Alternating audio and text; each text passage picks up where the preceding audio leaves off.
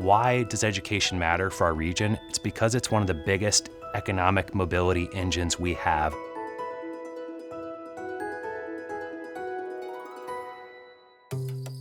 At Good Reason Houston, we believe one of the most vital contributors to economic mobility for the youth of our region is the quality of education they get to receive each and every day. The opportunity we have in Houston is to really reframe the purpose of education. Success shouldn't just be getting students to the graduation point to receive a diploma. It's really about ensuring we're creating alignment across all of our systems from pre-K-12, higher education, and workforce in service of the same ambitious goal of putting every child on path to a great job that earns them at least a living wage. The most recent data shows that only 20% of our high school graduates in the Houston area are earning a living wage 6 years after getting their diploma. We really believe that Houston needs to adopt a bigger, ambitious goal of at least doubling that rate so that we can get to at least 40% of our region's graduates earning a living wage at that critical early juncture right after high school. 1 of 9 school-age children live in Texas. It's exceedingly important for the future of this place and for our country that we get this right. This is a place that works together to solve hard problems, and Good Reason Houston is a great example of that. They have cultivated working relationships with our independent school districts. A really successful example is Aldine School District. Good Reason Houston has been an invaluable partner. The data and insight that we're able to get from them helps us to make decisions that are strategic. They work alongside you to make sure that you get to see what's possible based on what's happening in other states or other school districts, and then help you to replicate and help the students that you serve. So relationship is invaluable, the information is invaluable, and we're so blessed in the Houston area to have them as a resource. At Good Reason Houston, we really look at indicators that track the first day of pre-K all the way to the first day on the job. Really, the idea is to ensure that every day we're supporting our education systems to create more opportunity for students, to prepare them to make that incremental improvement year after year after year that's putting them on a path to economic opportunity and eventually to that living wage job. If we want to be set up for success in life, we have to have a strong foundation in literacy and numeracy. And I know my colleagues across the state and the country are working to make sure that our students have a strong foundation in literacy and numeracy and are reading on grade level by 3rd grade, because it does set you up for what your choices are in later grades and later in life. There are numerous barriers that keep our students from graduating and being ready for college or career. When we think about the #1 barrier, it's poverty. When we think about poverty and the challenges that are posed for our students, it's daunting. However, when our students come to school, we work really hard to help our students to overcome those barriers. You'd be amazed at the number of students who are just not aware of the different opportunities, whether it's scholarships, whether it's different certifications that they can attain while in our schools. Our kids are not only getting their high school diploma, but they're also getting certificates and they're getting prepared for their bachelor's degree, and it's a seamless process. If you get a credential that leads to a good paying job, it's highly correlated with economic success. And it matters not just to that person or to that person's parents, it also matters to subsequent generations.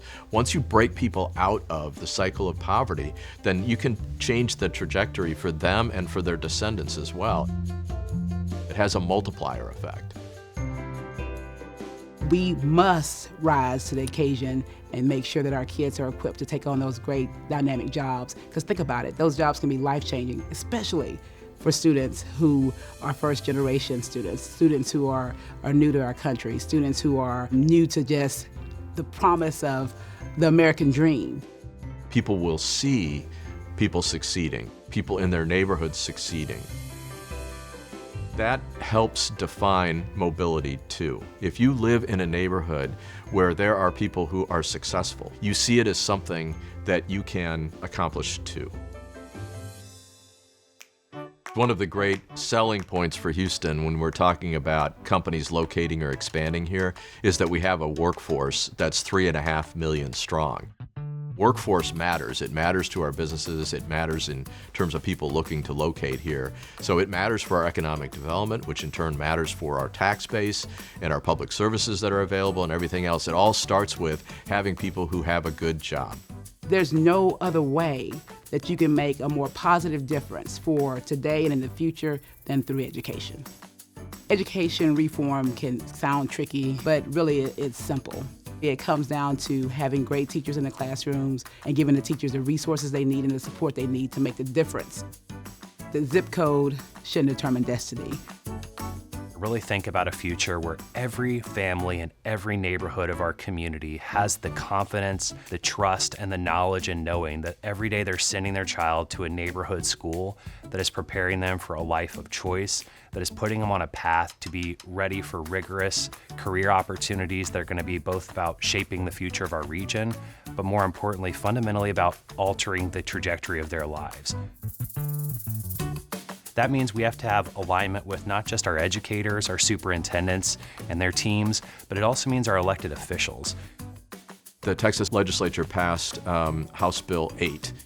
And House Bill 8 changes the funding mechanism for higher education institutions, so community colleges.